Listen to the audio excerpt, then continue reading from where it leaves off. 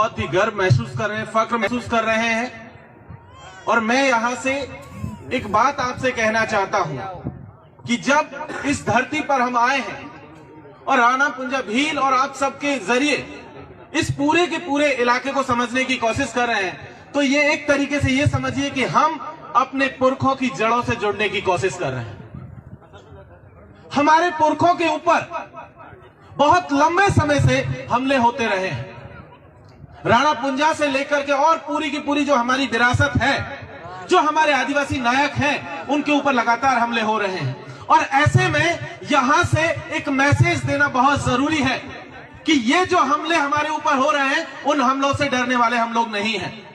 हम वो लोग हैं जो इस देश की बुनियाद में शामिल हैं। हम वो लोग हैं जिनकी शुरुआत से इस देश का इतिहास शुरू होता है। कुछ लोगों को लगता है कि हम बीच से आ गए हैं। जयपाल सिंह मुंडा की तस्वीर यहां पर लगी हुई है। जब संविधान सभा की बहस चल रही थी, तो संविधान सभा की बहस के दरमियान कई जगह पर एक जिक्र आया था भारत छोड़ो आंदोलन का। और उस भारत छोड़ो आंदोलन के जिक्र के समय पर जयपाल सिंह मुंडा एक बात कह रहे थे साथियों। उन्होंने कहा था कि ये भारत छोड़ो आंदोलन जो अंग्रेजों के खिलाफ इस देश ने छेड़ा हुआ है, ये बिल्कुल सही है, लेकिन इसके साथ साथ इसके बाद में और जो लोग बाहर से आए, चाहे वो मुगल हो, चाहे कोई और हो, आर्यंस हो, तमाम लोगों को भी भारत से छोड़ना होगा। और ये देश तभी जाकर के सच्चे मायनों में आदिवासी मुल्क होगा और आदिवासियों का देश होगा। साथियों, ये बात यहां से समझनी पड़ेगी। कुछ लोग लगातार हमें इतिहास की किताबों से बेदखल करने की कोशिश कर रहे हैं।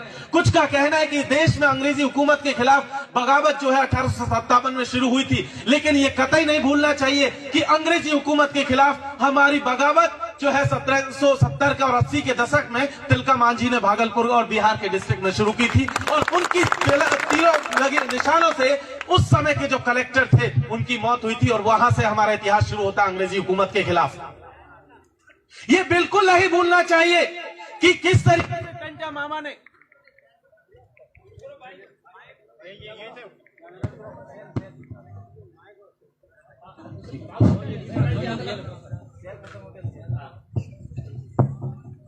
ये बिल्कुल याद रखने की जरूरत है कि किस तरीके से मालवा रीजन में टंटा भील ने अंग्रेजी हुकूमत के खिलाफ आदिवासियों के लिए अपनी बगावत का झंडा बुलंद किया था। ये बिल्कुल याद रखने की जरूरत है साथियों। ये भी याद रखने की जरूरत है कि गोंडवाना के इलाके में बाबूराव सेठमाके ने अंग्रेजी हुकूमत के खिलाफ बगावत का झंडा बुलंद किया था और आदिवासियों को मजबूत किया था। हमें बिल्कुल नहीं भूलने की जरूरत है कि किस तरीके से मुगल हुकूमत के खिलाफ रानी दुर्गावती ने, गोंडवाना की महारानी ने मुगलों के खिलाफ बगावत का झंडा बुलंद किया था और आदिवासियों को मजबूत किया था। ये याद करने की जरूरत है साथियों। कल शाम हम बैठे हुए थे डूंगरपुर में कांति भाई रौत के साथ में, कालीबाई भील कलशुआ की मूर्ति के नीचे। पहली दफा हमने वहां देखा कि किस तरीके से हमारे नायकों को किताबों से बेदखल कर दिया गया, लेकिन हमारे यहाँ के आदिवासी परिवार और आदिवासी समाज के तमाम साथियों ने मिलकर के कालीबाई भील कलशुआ की यहाँ पर मूर्ति स्थापित की। और यह हमारे लिए बहुत फख्र की बात है साथियों। ये भी याद रखने की जरूरत है कि कुछ ताकतें हैं जो हमारे लिए हमारा जो है संस्कृति के ऊपर हमला कर रही है, हमारे इतिहास के ऊपर हमला कर रही है, हमारे अस्तित्व को मिटाने की कोशिश कर रही है। और उस कोशिश में आरएसएस सबसे आगे है। वो हमें वनवासी कह रहे हैं, कोई जंगली कहता है, कोई आदिम कहता है, कोई बर्बर कहता है, लेकिन उन सब के बावजूद हमें याद रखने की जरूरत है कि किस तरीके से जयपाल सिंह मुंडा ने संविधान सभा के भीतर चीख चीख कर कहा था कि हम इस जंगल के पुश्तैनी दावेदार है और हमारे लिए सिर्फ और सिर्फ एक ही शब्द मंजूर है, वो है आदिवासी। आदिवासी के अलावा हमें कोई दूसरा शब्द मंजूर नहीं है। इस बात को भी यहां से दोहराने की जरूरत है साथियों। एक चीज इस देश में हम लोग लगातार देख रहे हैं, आदिवासियों के ऊपर दो हमले सबसे बड़े हो रहे हैं आज की तारीख में। पहला है उनके अस्तित्व के ऊपर हमला। अस्तित्व हमारा किस चीज से? जिस जमीन पर हम बैठे हैं, इस जमीन से हमारा अस्तित्व है। अंग्रेजी हुकूमत के दौर से लगातार हमारे ऊपर हमले हो रहे हैं, हमारी जमीनों को छीना गया और वो हमले आज तक बदस्तूर जारी है। याद कीजिए, झारखंड के भीतर पिछले 70 सालों से झारखंड के आदिवासियों ने नेतरहाट में मूवमेंट चलाया हुआ था। वो नेतरहाट का मूवमेंट पिछले महीने जाकर के खत्म हुआ। 70 साल लगे उन्हें अपनी जमीन बचाने के लिए। और उसी तरीके का संकट यहां पर भी है सेंचुरी के नाम पर। ये याद करने की जरूरत है कि इसी तरीके का एक आंदोलन छत्तीसगढ़ के भीतर सिलगेर के आदिवासियों ने चलाया हुआ है कि किस तरीके से वहां पर आदिवासियों की जमीनों को लगातार छीना जा रहा है। कहा जा रहा है कि यहां पर पुलिस कैंप बनाया जाएगा, लेकिन हम जानते हैं कि ये पुलिस कैंप के नाम पर दरअसल हमारी जमीनों को, हमारे जंगल को, हमारे पहाड़ को, हमारी नदी को ये लोग सुखा करके, जमीन दोज करके यहां पर प्राइवेट कंपनियां लगाना चाहते हैं, उनके लिए मुनाफा देना चाहते हैं ताकि उनका मुनाफा बढ़ता रहे और हमें इस जमीन से खत्म कर दिया जाए। और इस साजिश को भी समझने की जरूरत है। ये बिल्कुल याद रखिए साथियों कि ये पहली बार नहीं हो रहा जब आदिवासियों की जमीनों को छीना गया। याद कीजिए, अमेरिका के भीतर, ऑस्ट्रेलिया के भीतर वहां के आदिवासियों को खत्म कर दिया गया। आज की तारीख में आप देखेंगे तो वहां आदिवासी खत्म है। जब वहां पर आप देखें, अफ्रीका के भीतर एक बार कहानी आती है चिनिया अचोबे की। वहां पर हुआ यह था कि जब वहां पर ईसाई गए थे, तो ईसाई जब शुरुआत में गए थे तो उनके हाथ में केवल एक बाइबल थी और आदिवासियों के पास उनकी अपनी जमीनें थी। और जब तक आदिवासियों को उनकी आदिवासियत की समझ विकसित होती, समझ पाते, तब तक आदिवासियों के हाथों में बाइबल थमा दी गई और उनकी जमीनों पर ईसाइयों ने कब्जा कर लिया। सेम सिचुएशन इस देश में हो रहा है और आपके यहां पर हो रहा है। हम जब रास्ते में आ रहे थे तो देख रहे थे कि चर्च बना हुआ है। हमने देखा था उस मोड़ पर एक मंदिर बना हुआ है। ये दरअसल ये चर्च, ये मंदिर हमारी संस्कृति के ऊपर हमला है। इस चीज को भी समझने की जरूरत है। हमारी पहचान को बचाए रखने की जरूरत है साथियों। अगर हमने इस पहचान को नहीं बचाया तो हमारे पास कुछ नहीं बचेगा। अगर हमारी जमीन छीन ली गई तो हमारी संस्कृति खत्म हो जाएगी और जिस दिन संस्कृति खत्म हो गई, ये मान लीजिएगा कि हम साबित नहीं कर पाएंगे कि हम आदिवासी हैं कि नहीं है। वो लगातार हमारी भाषा के ऊपर हमला कर रहे हैं। इस देश में देख लीजिए कि अगले 10 साल में लगभग 170 से ज्यादा भाषाएं खत्म हो जाएंगी। और कौन लोग हैं जो इन भाषाओं को बोलने वाले लोग हैं? वो सिर्फ आदिवासी लोग हैं।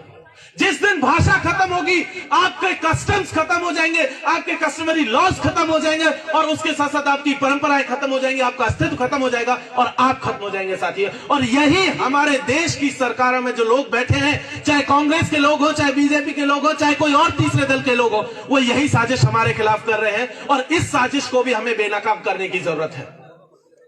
कुछ लोग हैं जो इस देश में आदिवासियों को जो है दंगाई बनाने की कोशिश करें, उस बात को समझने की जरूरत है। वो लोग कहते हैं कि बेटा हिंदू धर्म खतरे में है, कोई कहता है इस्लाम खतरे में है, कोई कहता है कि जो है ईसाई खतरे में है, कोई कहता है बुद्धिस्ट खतरे में है। लेकिन एक चीज जान लीजिए साथियों, इनमें से कोई खतरे में नहीं है। सिर्फ और सिर्फ कोई खतरे में है तो आदिवासी खतरे में है।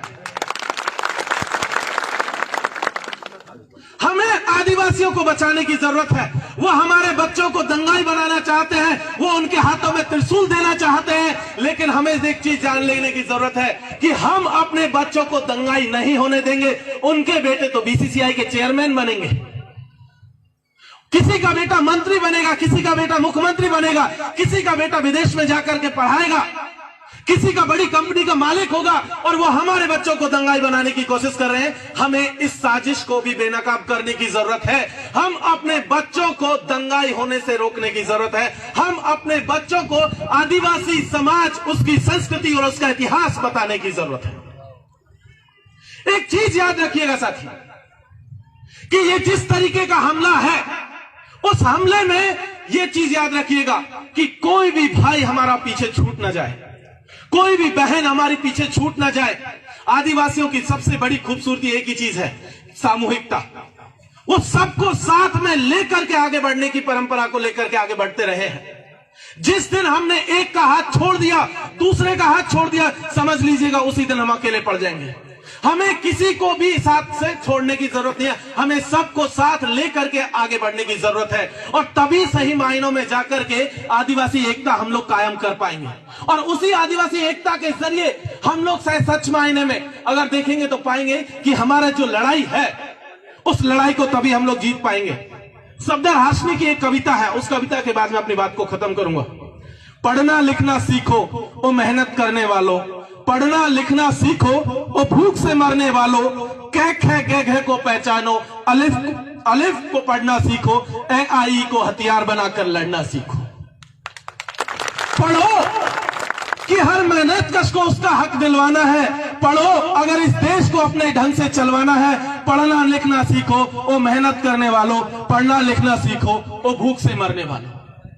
साथियों, इस बात को समझ लीजिए, हमारे पास अगर कोई हथियार है जिसके जरिए हम अपनी सभ्यता, संस्कृति और इतिहास को बचा सकते हैं, तो वह हमारी कलम की ताकत है, हमारी सामूहिकता की ताकत है, हमारी संस्कृति की ताकत है और हमारे पुरखों की विरासत है। और इसी के जरिए हम अपने समाज को बचा सकते हैं और आगे ले जा सकते हैं। बहुत बहुत शुक्रिया। इंकलाब जिंदाबाद, भील प्रदेश जिंदाबाद, आदिवासी एकता जिंदाबाद।